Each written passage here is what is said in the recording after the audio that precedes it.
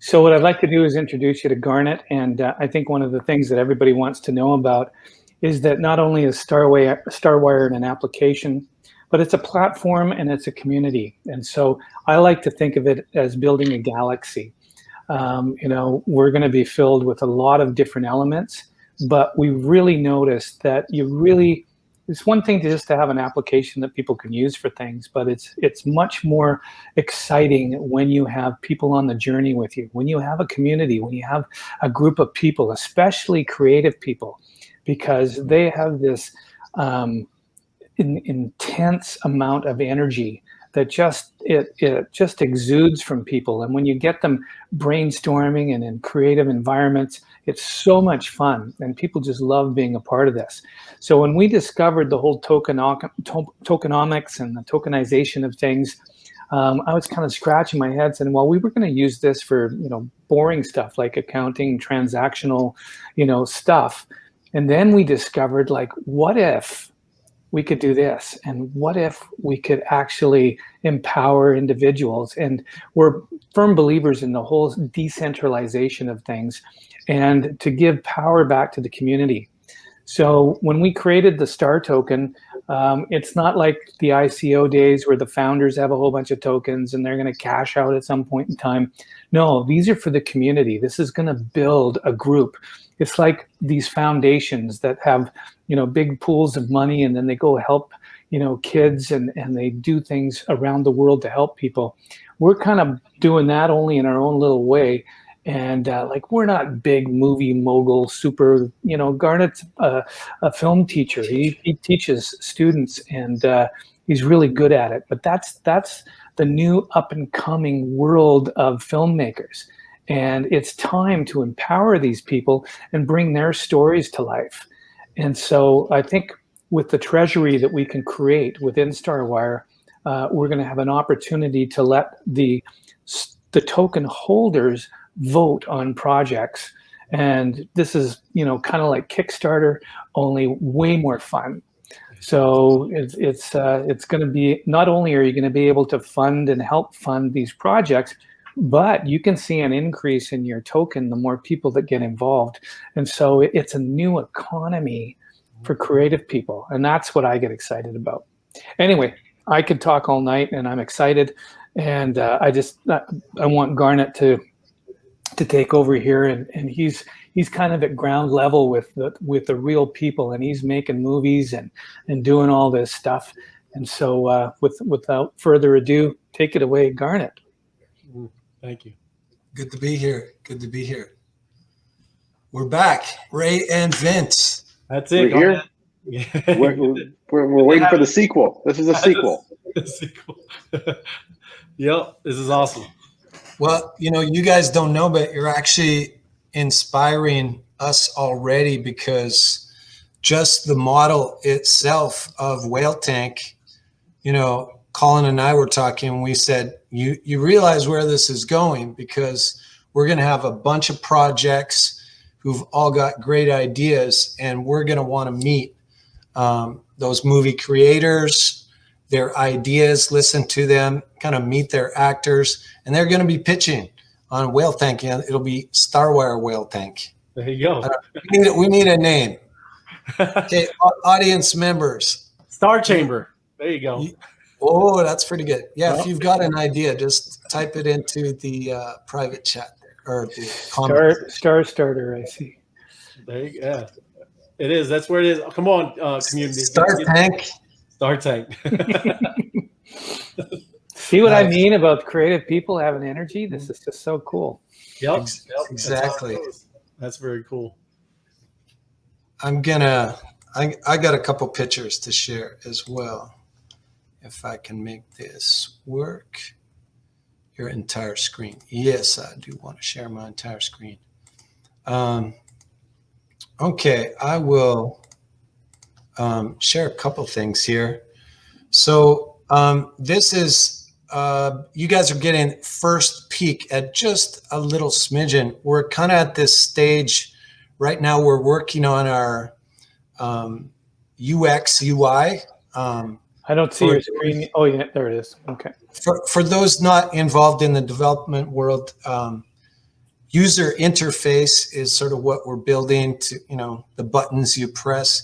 The user experience is just that process. And a lot of times, the process of building an app, we have all these ideas. We're like, we want it to do this, this, and this, and this. And right now we're at this stage where we have one of our devs, his name is Suba. He might be watching tonight. Suba, you are awesome. And it's good to have you on our team.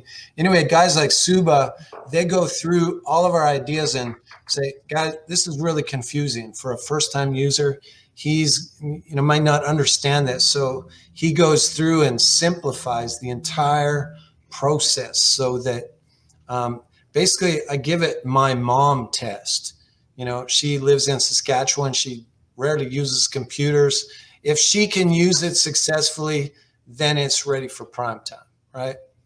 So Suba is working on, this is just a little smidgen you can see of one of our projects page within the app.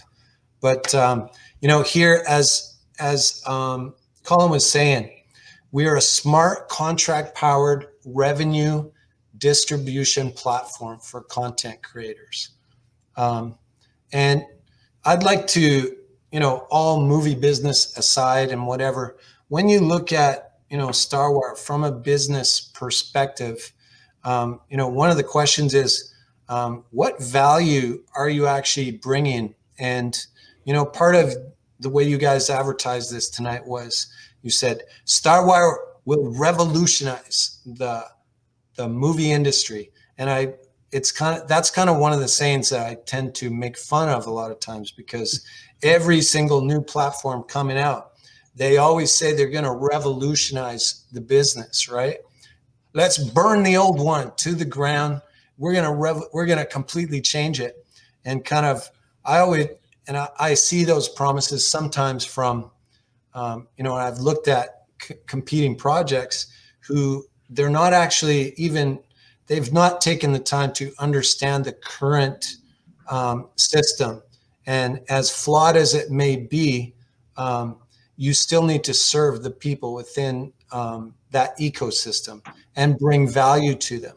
So before you try to revolutionize, make sure you're actually just bringing value to them. You better have something in your product that does that. So, really simply, what Starwire, I kind of break it down to two things. The first real value that we bring to the existing players in both music and the film business when it comes to this aspect of it is one of trust. And you say, well, like, what do you mean? Like, so people pay you for trust? How do you give them trust? And I guess I would point to the example of eBay. When eBay created their platform, what were we really paying them for? It was when I sent $100 into the eBay platform, I'm trusting them. They created a system that I would get my goods in return, right? So they created a system of trust. And of course, eBay takes their fees. And what are we paying for? It's like, we pay our money for the goods, but eBay is taking a slice of that for the trust that they're giving to us. And, if we look at just some of the headlines, Colin knows the music business better, but, these platforms are being run on centralized servers, that these kind of industry or these platforms own, and they're being called out, right? It's like, are these numbers, actually true? So consumers these days need to be able to trust kind of the platforms that we're presenting them with. And blockchain is, one of these cases where, blockchain's quite simple. It's a verified ledger that people can look to and trust where the funds are going. The other thing I'd say Starwire does is we provide simplicity. And, it's easy to make something really complicated and dream up all kinds of ideas that add complexity. But if you can bring simplicity to a complicated thing, people will pay you for that.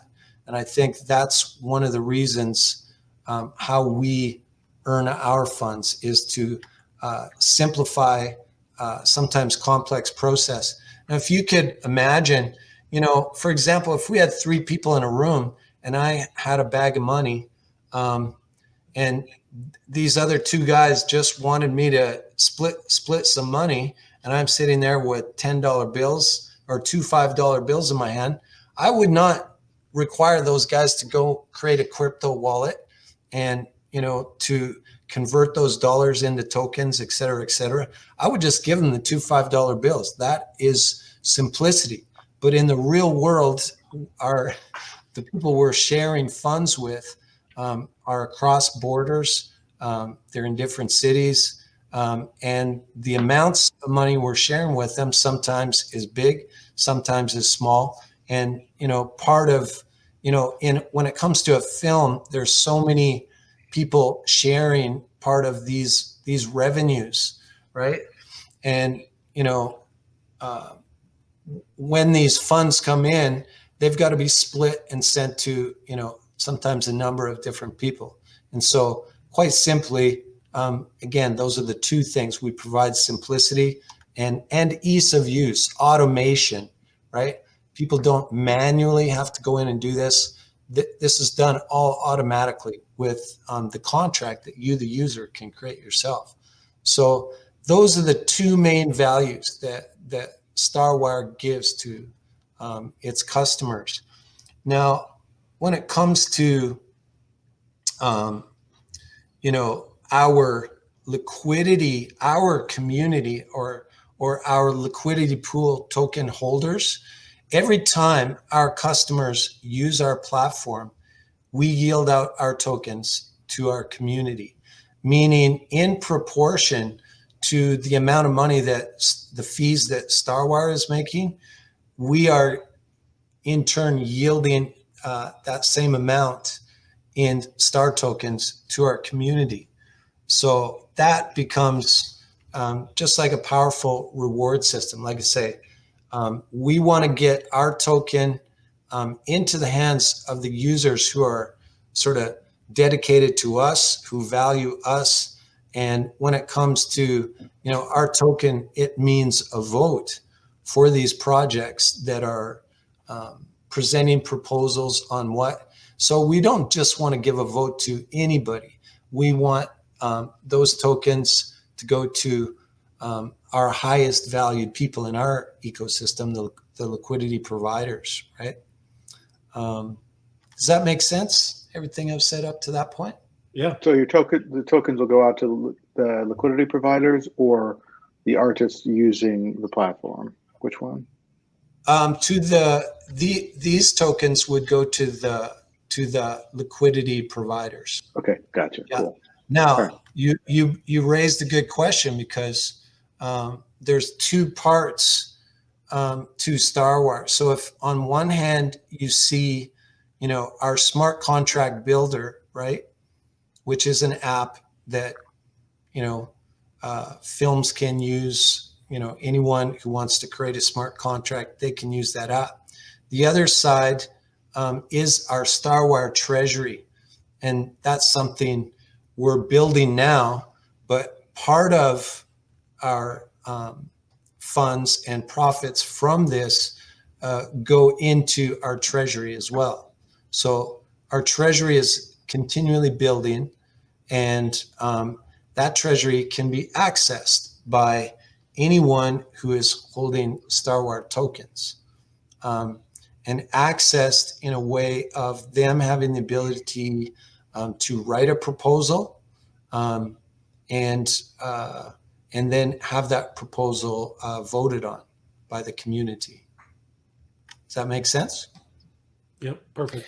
Before you move on, Garnet, I'd just like to clarify the smart contract builder, which is proprietary to us. We were the first one to come up with an acronym of SCB.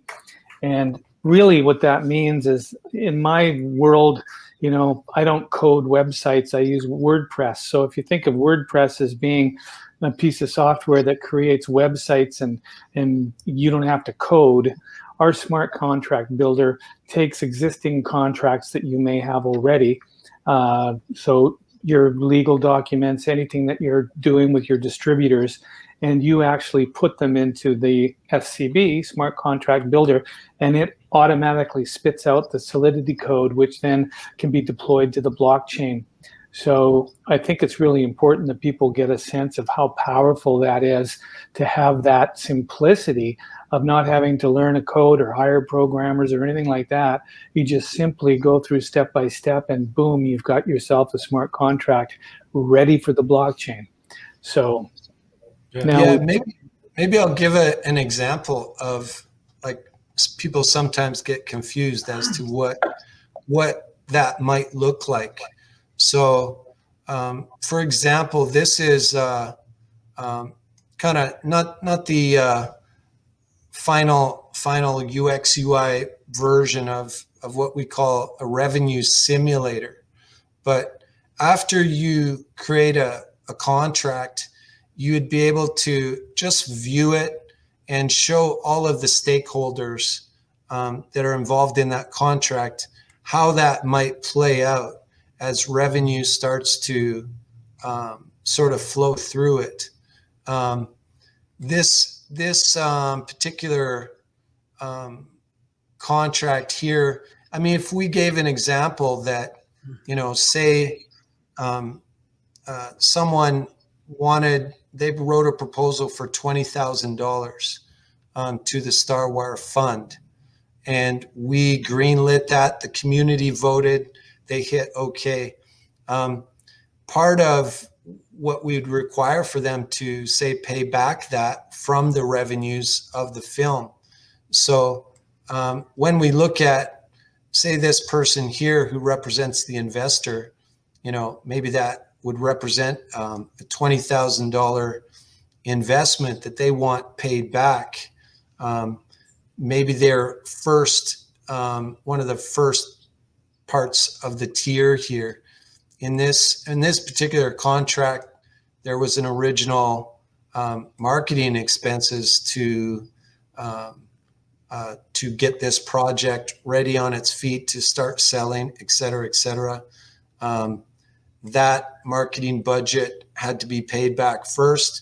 And then you can see as funds start to flow in, this original, $20,000 investment into the project was next in line to be paid out. And so by the time you can see revenue flowing into here, it's a total of around $60,000, and that first investor was paid out. So this gives kind of a view, give you an idea of, how a very simple, like 3-tier smart contract might behave that you assemble.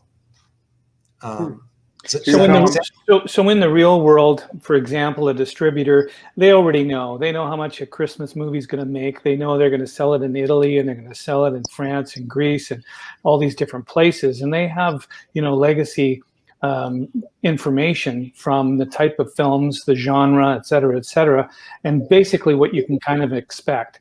So when you're actually going to an investor and you take in a certain amount of money, you can plug it into the revenue simulator and saying, here's the project, here's what we think the costs are, here's how much, when you're going to get paid, based on comparables that are already out there, that we're not reinventing anything. And so this is a real exciting way visually of showing people exactly how and when, what has to happen before you actually get paid back. And Garnet just went through that with telling them about the Christmas movie, because that's a perfect example. Yeah. This was The Key to Christmas was a film I was involved with as a producer level. This is a micro budget film done kind of coming up to, I guess, when COVID was just kind of breaking out last year, and they ran out of funds kind of around post-production phase. They needed another $20,000 to finish the sound mix. And we thought, hey, we have the Starwire alpha version. It's not really being launched yet, but we took that and presented what a smart contract would look like to those investors. And right away they saw, it's like, oh, you mean this is when I get paid back and I get to have my copy of this app to track the revenue as the film starts generating revenue. Within, it was probably a 30-minute session, we had those investors just agreeing. They were more than happy. They saw that, what had been done on the film. They saw we had a distributor lined up, and that took place, happened. They signed on. No lawyers, no accountants, just quite simply done. Versus the old way of presenting, a pile of documents that, a normal person can't read all the legal lingo. They have to send it to their lawyer, get them to make sure, they're not agreeing to something that doesn't make sense, or there's going to be, anyway, the deal got done with our alpha version of Starwire. And that film was finished kind of the end of June. It was ready to be presented at the American Film Market in November. It went on sale this December. Actually November and December. So it made it to market because of Starwire. And actually you guys can watch that particular film. Had that film been a Starwire funded film from our treasury, what that would have meant was our LP token holders would have been receiving nice little bonuses as the Starwire funded film started to generate revenue. Every Christmas, the gift that keeps on giving. Yeah, that's exactly. Awesome. So that's a great reason to get in your pools. That's a great. Yeah, exactly. The idea that the token holders who vote get, they're incentivized to pick the very best films that, potentially, will bring the best return because, they will be taking part in the rewards of those if as the films perform well.